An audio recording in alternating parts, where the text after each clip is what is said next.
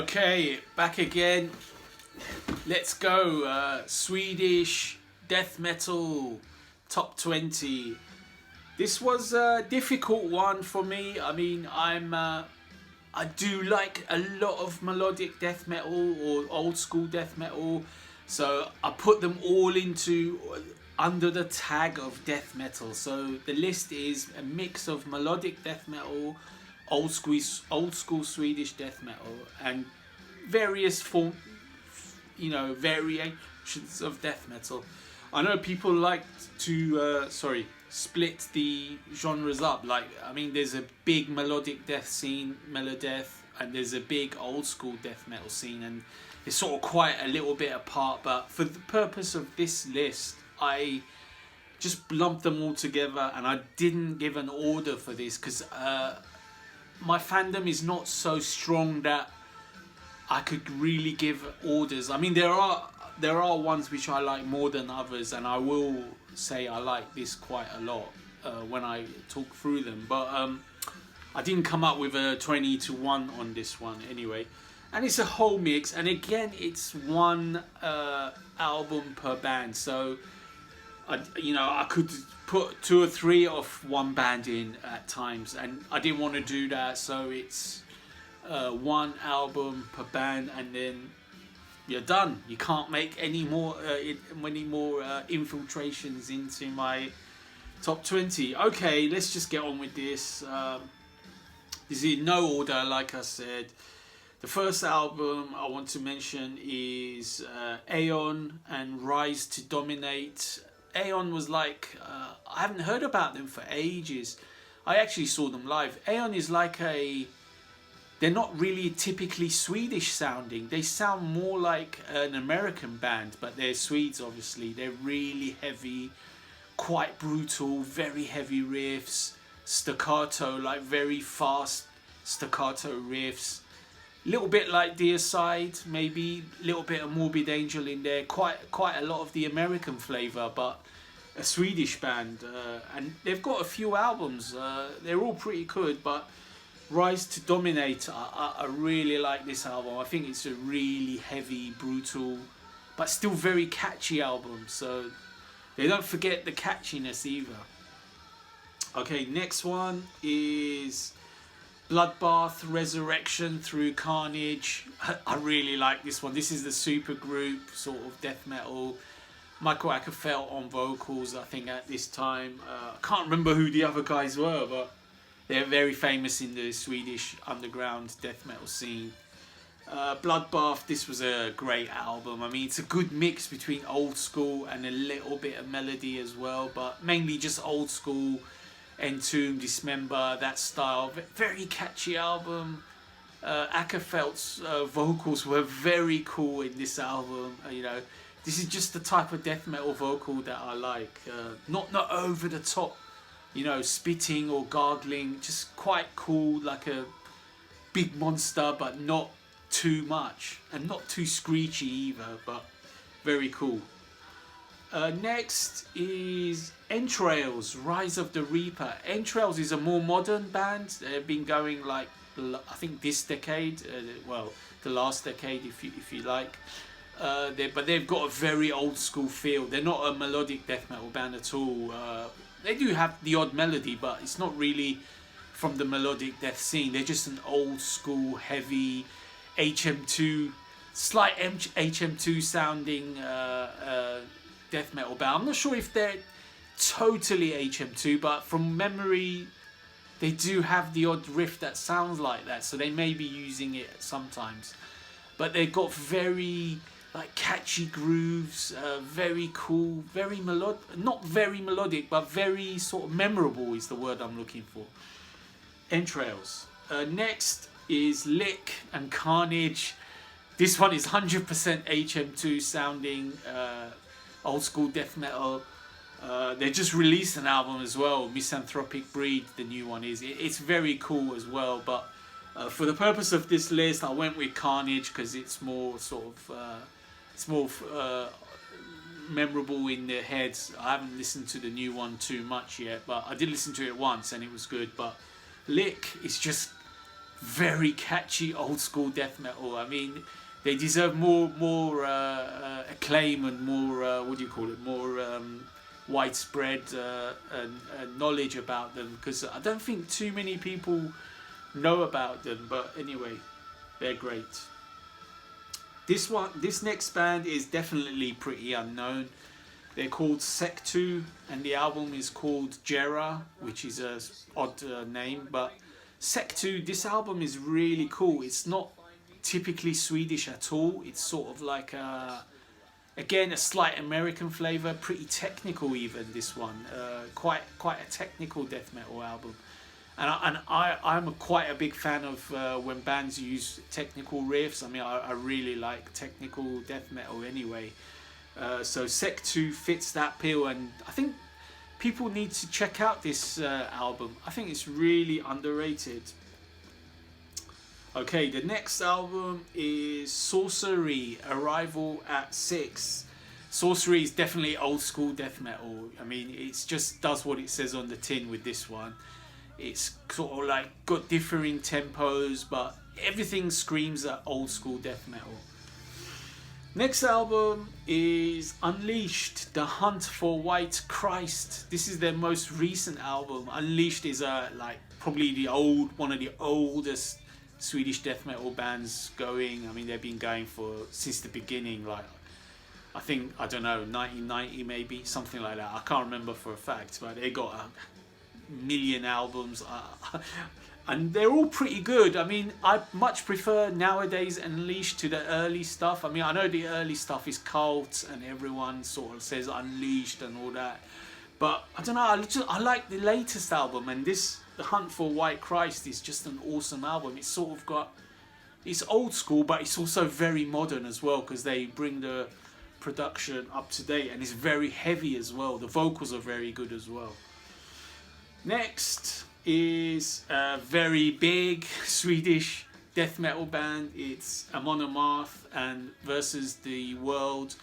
This was the real first Amon Amarth album that I really liked. I mean, I heard them before, I liked them, but I never really liked the full albums. I don't know, I found them and I don't know, it just didn't click with me. But this album really clicked with me. They improved the production, it becomes quite much heavier. The melodies are really to the fore. Joachim Hegg, his vocal style is like very obvious. Like you can tell it's him almost all the time. I mean, he's got a really deep guttural bellow, so he sounds really cool. He sounds demonic, but you can tell it's him sort of. It's not like too nondescript like any growler going. You can still tell it's him. Next album is, again, a slightly different one. It's Anata, Under a Stone with No Inscription. I really like this album. Anata is like, they're much missed. They're sort of, I'd say they're a technical death metal band pretty much. Very cool band. I've seen them live as well. They're very cool, very melodic, you know, very technical, but also quite melodic.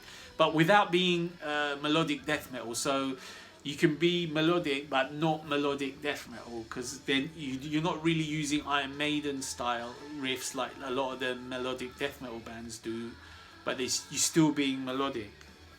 Next one is a biggie. It's At the Gates, Slaughter of the Soul, pure melodic death. I mean, this is probably my favourite melodic death metal album of all time, probably. I mean, it's close with the one other one, but I think At the Gates, Slaughter of the Soul is just, it's epic. It's heavy, it's so melodic, so catchy. Thomas Skosberg, Tompa, his vocals are very distinctive. It's sort of like very screechy, very waspy. It can get slightly annoying as well, but I've just gotten used to them a lot. So for me, it's really good. That album, if I was making this as a list 20-1, that will be close to the top. Well, it'll be in the top 3 for sure. I mean, I don't know, it might even be 1, but it'll be in the top 3. Next one is another biggie. It's Dark Tranquillity, The Mind's Eye. This was the first ever Dark Tranquillity album I heard. And I was like, at that time I was getting huge into melodic death metal. I was like, you know, finding melodic death metal a lot. It's like the mid-90s or 96, something like that, 97. I was like huge into melodic death. I was just looking for melodic death bands everywhere, and first I heard Dark Tranquillity, I was blown away. I thought, this is so catchy, so melodic. And still to this day, it's my favourite Dark Tranquillity album. I mean, they've had a lot of albums. They're about to release one this year as well in November, which is going to be good. But The Mind's Eye, top notch. Next album, yeah, going back to the technical side, it's Surreption, Engineering the Void. This album is really technical. It's like more in line with what you hear in like the US technical death metal style, or even some of the German technical death bands like Necrophagist, so on. And also a little bit in line with what Decapitated from Poland did in their early career.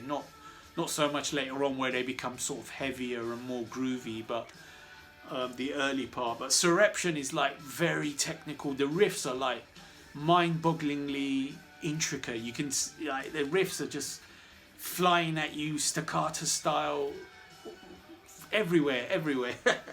Very cool album. I mean, they've got other cool albums as well, but for the purpose of this list, I picked Engineering the Void. Next one, again, I've picked a very technical album and technical band. Probably the most technical band on this list. It's Spawn of Possession and Cabinet. I mean, this album is very catchy. Even though it's very technical, it's still got very cool riffs. Very catchy. Their other album that they released after this, Incurso, is even more technical than this, but I prefer Cabinet because I just find it more catchier than Incurso. Incurso is like over the top technical, like, I mean, just fret wizardry of the highest level that you will hear. But this one, Cabinet, is also wizard level, but they don't forget that you've got to make the songs memorable or catchy. Okay, next album is Theory in Practice, the Armageddon Theories. This band was sort of like a bit ignored and not well known, and I think that obviously they've split up now, but this album is really cool. I mean, Theory in Practice is, you know, of the same school as Spawn of Possession, Surreption, you know, very technical, but they're also quite melodic as well. Very sort of high pitch, raspy vocals again. This is a great album. I think they've got two great albums. They've got 2 or 3 albums, or maybe 4, I can't remember now, but 2 of them are really good. But Armageddon Theories is the one I really like. Okay, next album is back to melodic death, classic melodic death, but not that well known a band, and you know, deserves a lot more recognition. They are called Without Grief, and the album is Deflower. This album is awesome, heavy, melodic, catchy, very cool. Typically mid-90s Swedish melodic death. You know, they were all on the crest of a wave, you know, all following In Flames, all following At the Gates, all following Dark Tranquillity, and so on. And Without Grief is one of those bands that goes under the radar a little bit for most, but the melodic death fans that know their stuff, they will know Without Grief as being awesome, and especially Deflower. Very catchy, lots of great riffs. The riffing on this is just awesome, very cool. Okay, this next pick is going to be slightly controversial. Actually, my list doesn't contain some classic Swedish death metal bands. I forgot to tell you that at the beginning, but anyway, this is a classic death metal band, but this particular album is polarizing, I think. I've gone with Entombed and Wolverine Blues. Now, the old school Entombed that I think every old school death metal fan loves is obviously Left Hand Path and Clandestine, but Wolverine Blues is like the shift in change, the shift in style to a groove orientated sort of like almost blues. I mean, as the title would say, blues death metal. Well, not so much blues, but just sort of like a mid-paced, catchy death metal, and away from like heavy, ball-busting, old-school death metal that they used to be. But I mean, I love Wolverine Blues. I think it's really cool. I mean, I think it's a little bit underrated among Entomb fans. I know quite a lot of people like it as well, but slightly underrated. But the only thing is, I would say, is that with Entombed, after, say, even this album, the next album, To Ride, Shoot Straight, Speak the Truth, whatever, I started losing interest in Entombed, and now they've split into two or whatever. I stopped following Entombed, so I'm not really heavily into that, you know, either one of the Entombed spin-offs.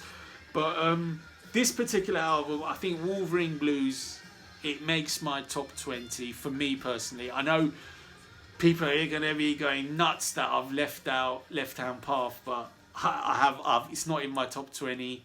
And another band I should say, I'll say it out now, it's not in the top 20, is Dismember. I'm going to get a lot of shit for that, but I don't care. Bring the shit. Anyway, 4 albums to go. This one is sort of like a slightly controversial pick, but I've gone with it. It's Opeth and Morning Rise. Is it really a death metal album? Yeah, I would say it's a melodic, atmospheric death metal album. Yeah, more or less, you know. But I just wanted to include it because to this day it's my favourite Opeth album. I just love this album. I mean, the songs are epic, drawn out, long, but very melodic. So many catchy parts, great riffs, great instrumentation. I mean, Opeth is a band I've totally, well, I wouldn't say ignored. I do check them out, but I don't know. They've moved away from what I like. Even from, say, Blackwater Park onwards, I started to lose, not faith in Opeth, but I started to really lose too much time listening to Opeth. Like, I check them out, but they're getting too progressive. Other influences are creeping in, slow stuff, acoustic stuff, and they're sort of leaving the metal behind. They're still heavy. I'm not saying they don't have heavy parts. They do, but personally, I was losing interest. But Morning Rise, it makes my list. I think it's an awesome album. Alright, some might say it's not fully death metal, but they are Swedish, and they do have death vocals, and they do have melodies, so they're in here, damn it. 3 albums to go. This one is a true melodic death metal. It's Skyfire and the album Spectral. I really like Skyfire. They've been missing in action for quite a while now, but I really like this album. I think it's a really catchy, and 2 or 3 of their stuff is really catchy. They use a lot of keyboards, which I also quite like. Not too many melodic death metal bands use keys. Some do, but Skyfire use them a lot. I mean, and it sounds really cool when they intertwine with the very melodic riffs. I mean, it's just, you know, very pleasant on the ear. The vocals are very sort of high pitched and a bit harsh, but it's okay. I mean, this is Melodeath, so most melodic death bands don't use deep guttural growls. They use the very high pitched sort of waspish growls. So it just goes with the super melodic music. Anyway, 2 albums to go. 2 huge bands of the Swedish melodic death metal scene. First one is In Flames and the Jester Race. Easily my favourite In Flames album. I played this to death in 1995. I was spinning it round and round and round every 4 or 5 times a day. Just non-stop In Flames Jester Race. I was like fixated with it. And then after a while, I sort of moved on. I still like a lot of their other albums, like Horacle, I love. Clayman is good. Colony is really good. Even the Lunar Strain is quite good. I mean, it's heavy. It's a little bit raw, but it's good. Subterranea, I think it is. Is that an album of theirs? I can't remember. That's quite good as well. But after, say, I don't know, Clayman and say, when they start going, the slight difference, the groove orientated, less solos, Anders changes vocal style. Yeah, I've lost, you know, they start sounding a bit like Korn, and then I started losing interest in Flames. But the Jester Race is just a classic. Every song is awesome. I just love the Jester Race. It's it's in the top 3 for me, with At the Gates, definitely Slaughter of the Soul, and maybe one other one, but not to worry about the orders. Last album to mention, it's another huge band that came into the melodic death metal scene and started incorporating slightly clean very clean vocals in the choruses. It's Soilwork. The album I've picked is Stabbing the Drama.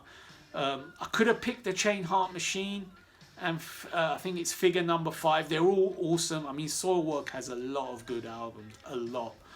But I've gone for Stabbing the Drama. I think this is a really good mix. Like, they've got a good mix between the melodic death style and also the newer clean vocal style.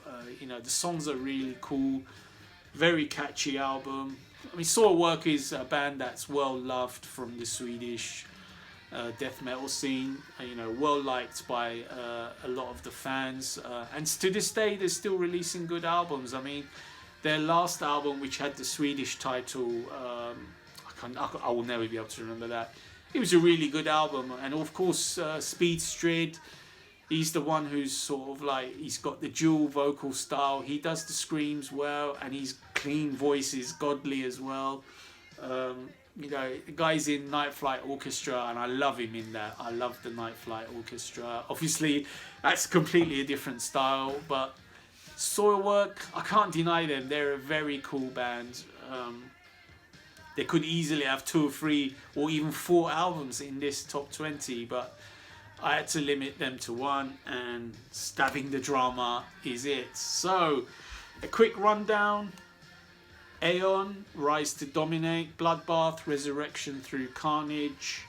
Entrails, Rise of the Reaper. Lick, Carnage. Sectu, Jera. Sorcery, Arrival at 6. Unleashed, The Hunt for White Christ. Amonomath versus the World.